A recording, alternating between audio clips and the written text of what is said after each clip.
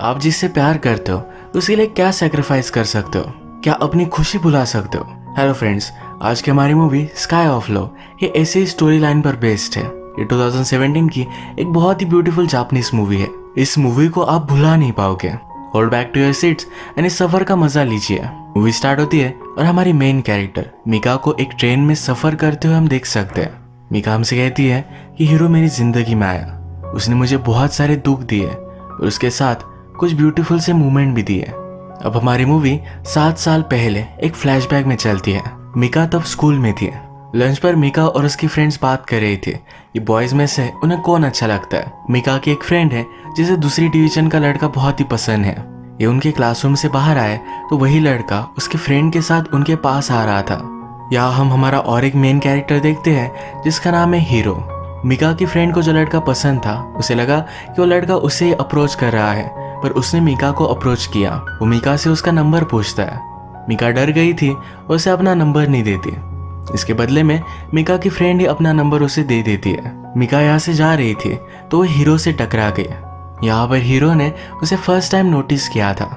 मिका की फ्रेंड खुश थी कि जिस लड़के को पसंद करती है तो उसके साथ वो डेट पर जाएगी। उस लड़के के लिए उसने मेकअप भी किया था। जब मिका और उसकी फ्रेंड स्कूल जा रहे थे तो हीरो फिर से उनके पास से गुजरता है। स्कूल के बाद मिका ने नोटिस किया कि उसके पास उसका फोन नहीं है। उसकी फ्रेंड कॉल लगाती है तो रिंग तो जा रही है। मिका रियलाइज करती है कि शायद उसका फोन लाइब्रेरी में है। मिका रियलाइज करती है कि शायद उसका फोन लाइब्रेरी में है। वहां पर वो गई तो उसका फोन बज रहा था। किसी लड़के का उसे कॉल आया था। ये लड़का कहता है तुम्हें तुम्हारा फोन मिल गया, अच्छा हुआ। मिका उससे पूछती है कि कौन बोल रहा है। वो लड़का कहता है कि ये एक सीक्रेट है। मिका ने चेक किया तो उसके मोबाइल में कुछ भी मैसेजेस या नंबर नहीं थे। वो उस लड़के से पूछती है कि तुमने डिलीट क्यों किया। वो लड़का कहता है अगर कोई तुम्हें सचमुच में कॉल करना चाहेगा तो कर देगा, ज्यादा वरी मत करो।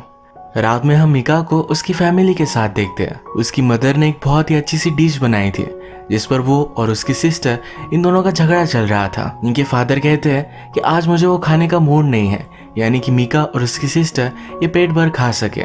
मिका की मदर कहती है कि काश तुम्हारे फादर मुझसे भी इतना प्यार करते जितना वो तुमसे करते हैं। इस फैमिली का बहुत ही ब्यूटीफुल सा मोमेंट हमें दिखाया जाता है। रात में मिका को फिर से उस लड़के का कॉल आया।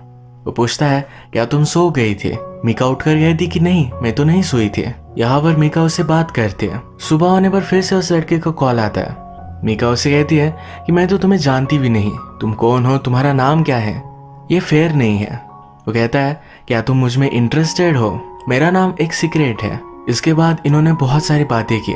मिका कहती है कि तुम्हारे लुक्स क्या है ये इम्पोर्टेंट नहीं है, तुम्हारा मन कैसा है। वो लड़का कहता है कि मैं बहुत ही काइंड हार्टेड हूँ, मैंने तुम्हें तुम्हारा मोबाइल वापस कर दिया। इन दिनों मिका का स्प्रिंग ब्रेक चल रहा था। इस लड़के से वो कहती है कि जब स्कूल खुलेगी क्या हम दोनों मिल सकते हैं। वो जानना चाहती है कि वो दिखता कैसा है। वो कहता है कि अपनी विंडो खोलो। वहां पर स्मोक की लाइन बनी हुई थी। उसने कहा कि हमारा प्राइवेट मोमेंट है, इसकी तुम फोटो ले लो। एक दिन रात में मिका के फादर और मदर का झगड़ा चल रहा था। एक्चुअल में फादर एक बिजनेस करना चाहते हैं, इसलिए घर पर उन्होंने एक लोन लिया है। आज मिका का बर्थडे था जो इस वजह से सही से हो नहीं पाया। उस लड़के से इसके बारे में उसने बात की तो कहता है कल हम स्कूल में मिलते हैं, तुम्हारा बर्थडे हम सही से सेलिब्रेट करेंगे। अगले दिन जब मिका वेट कर रही थी तो उसके पास हीरो आया। हीरो के बाल व्हाइट है। सबको लगता है कि ये बहुत ही घटिया लड़का है।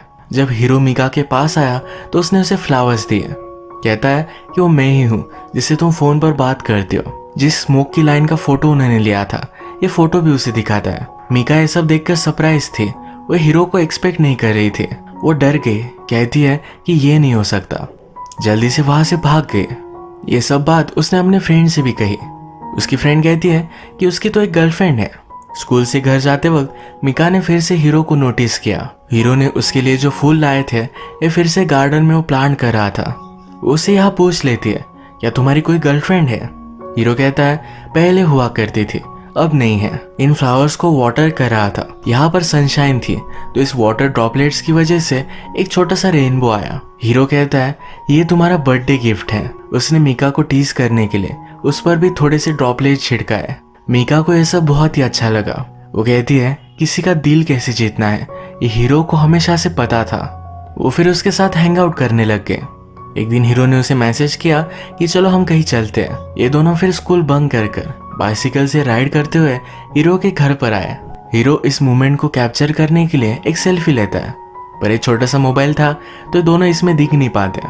इस पर बहुत हंसते हैं। ये पास आ गए थे तो हीरो उसे किस करता है। इसके बाद ये दोनों इंटीमेट हो गए। ये मीका का फर्स्ट टाइम था।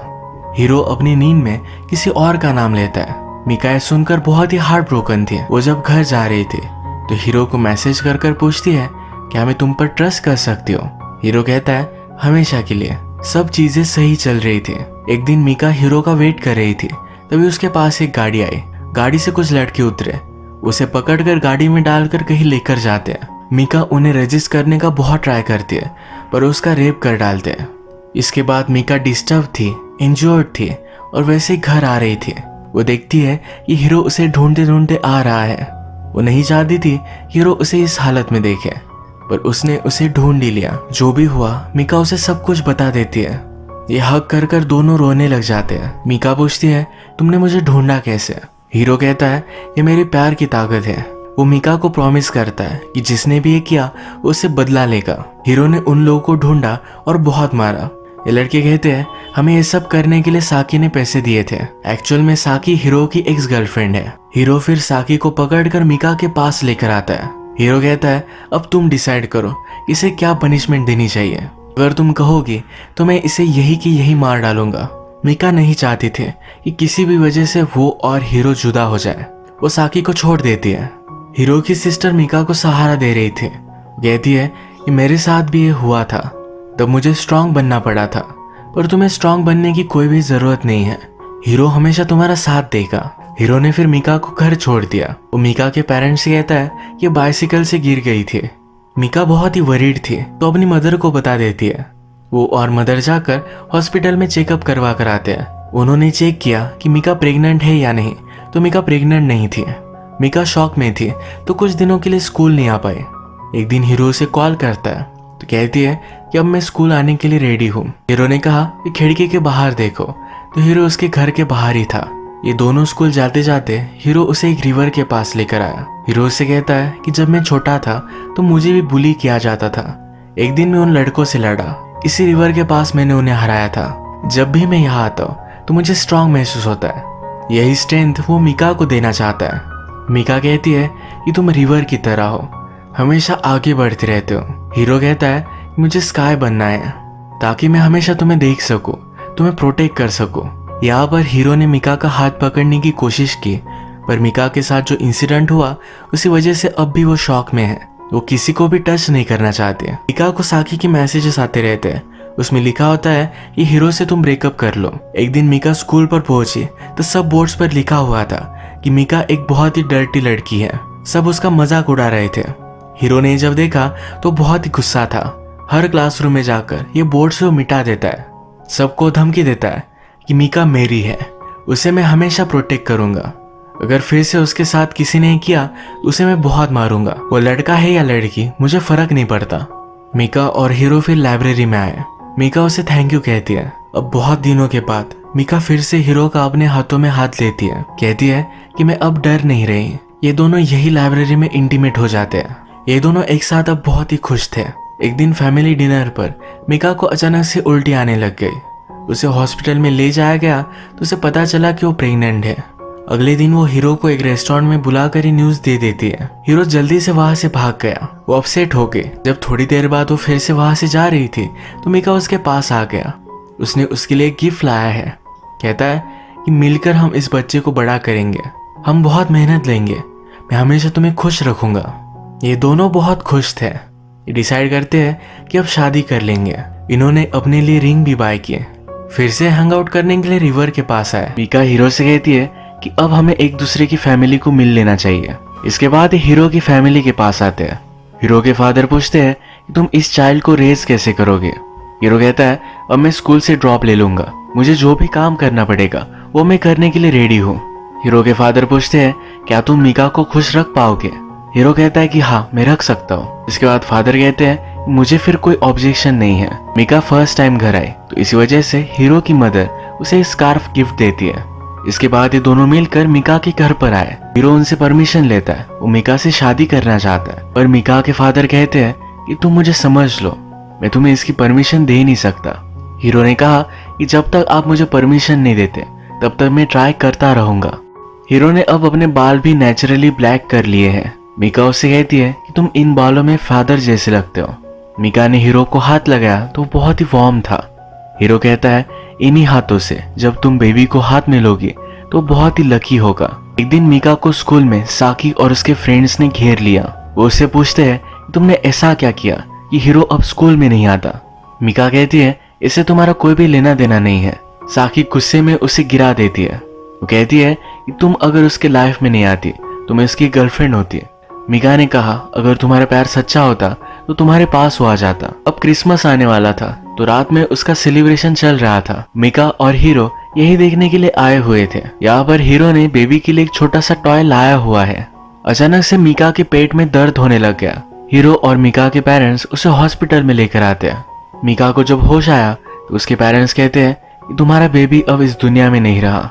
क्या तुम गिरी थी? तुमने देखा था कि साकी ने मिका को गिरा दिया था, इसी वजह से मिका के बच्चे की डेथ हो गई। मिका पूछती है कि हीरो कहाँ है। उसके पेरेंट्स कहते हैं कि वो भागकर यहाँ से चला गया।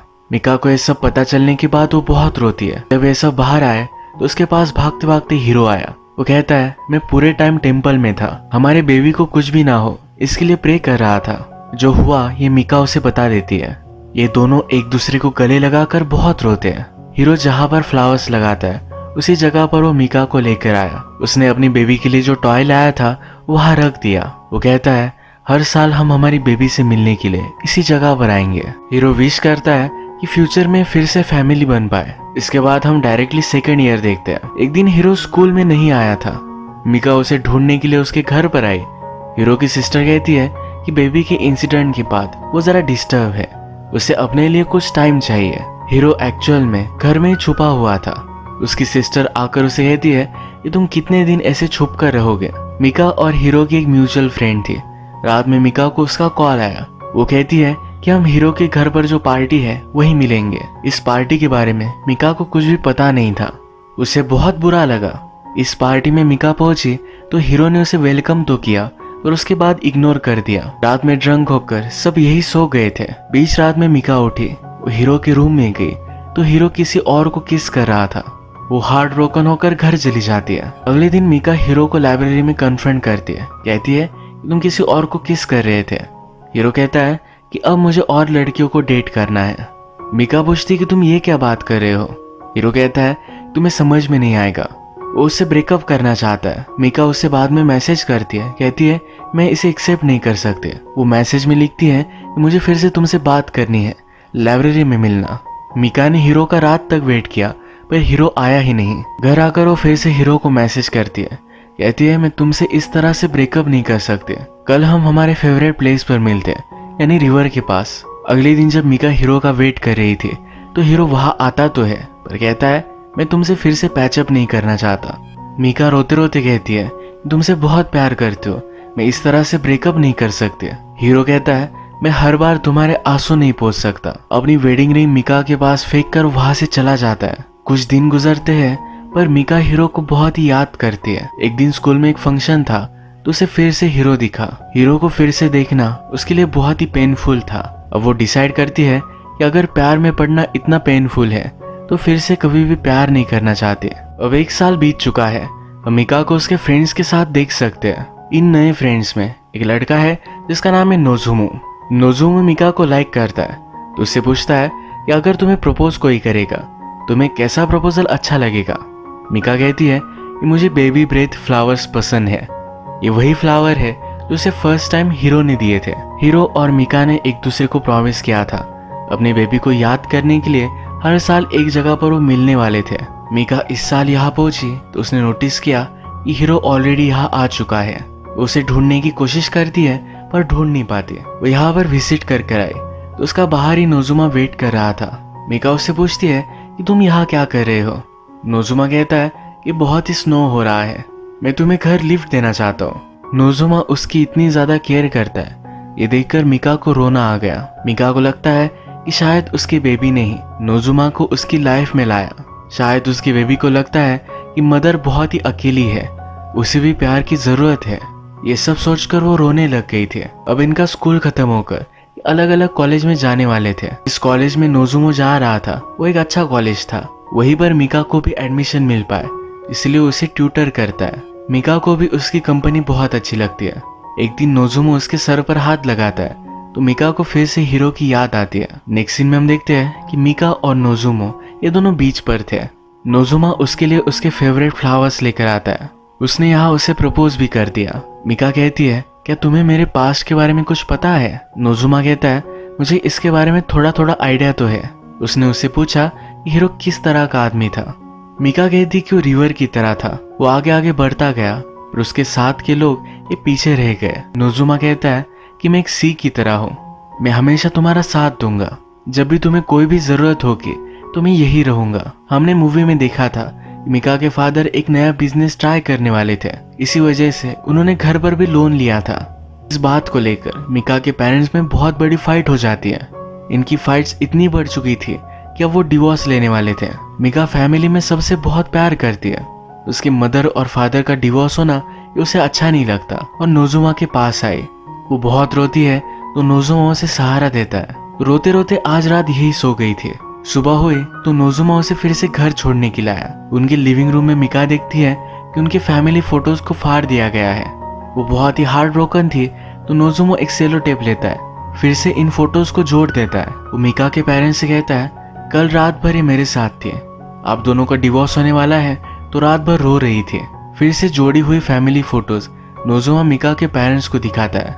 मिका के पेरेंट्स को उनकी गलती रियलाइज हुई। वो फिर से अपनी रिलेशनशिप को और एक ट्राई देना चाहते हैं। नोजुमा ने ये सब किया तो मिका उस पर बहुत ही खुश थी। वो हमसे कहती है कि मेरा सेकंड लव ये बहुत ही काम था। मुझे नोजुमा के पास बहुत ही सेफ महसूस होता था। मिका फिर से अपनी बेबी को विजिट करने के लिए आई हुई थी। नोजुमा उसका गाड़ी में वेट कर रहा था। वो उस जगह पर पहुंची तो वहाँ हीरो भी था। वो हीरो से कहती है, मुझे लगा था कि तुम बेबी के बारे में भूल चुके हो, हम दोनों इस पॉइंट तक पहुंचे कैसे? हीरो इस बात को इग्नोर करता है तो मिका उससे पूछती है, तुम बार बार ऐसे क्यों करते रहते हो?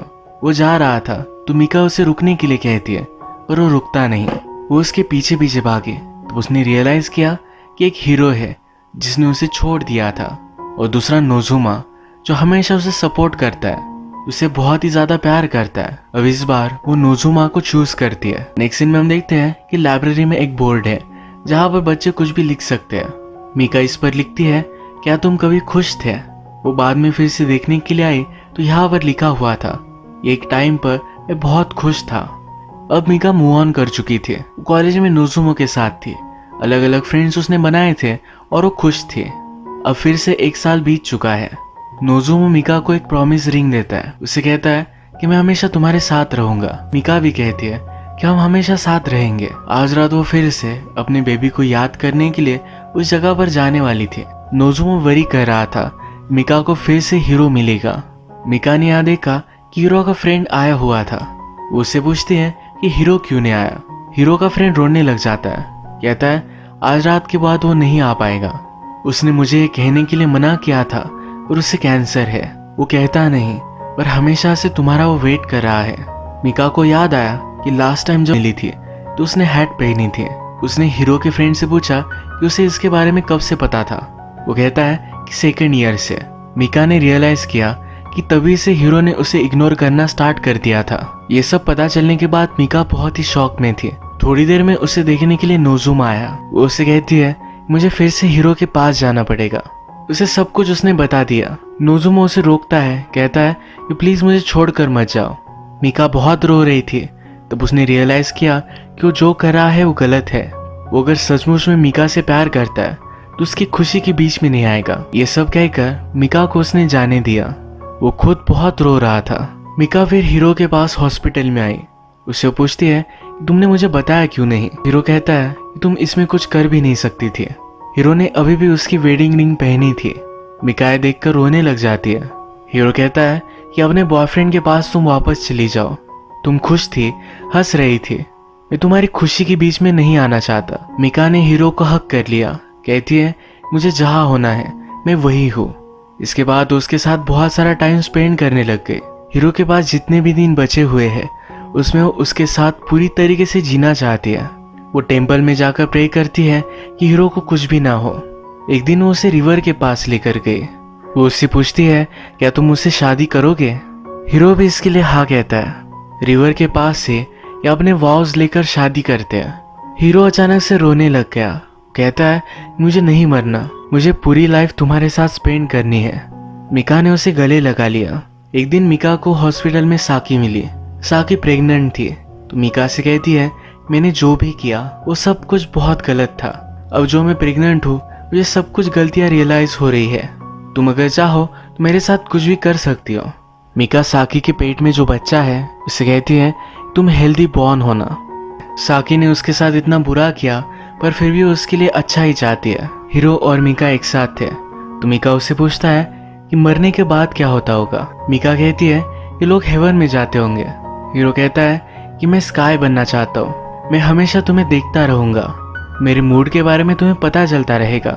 अगर मैं सनी हूँ तो बहुत ही हैप्पी हूँ, अगर बारिश आ रही है तो मैं रो रहा हूँ। इस तरीके से हम दोनों हमेशा साथ रहेंगे। हीरो के पास एक कैमरा था तो मिका को कहता है, इन सब फोटोज को तुम प्रिंट कर लाओ। यही काम करने के लिए जब वो बाहर आई हुई थी तभी हीरो की तबीयत बहुत ही खराब हो गई।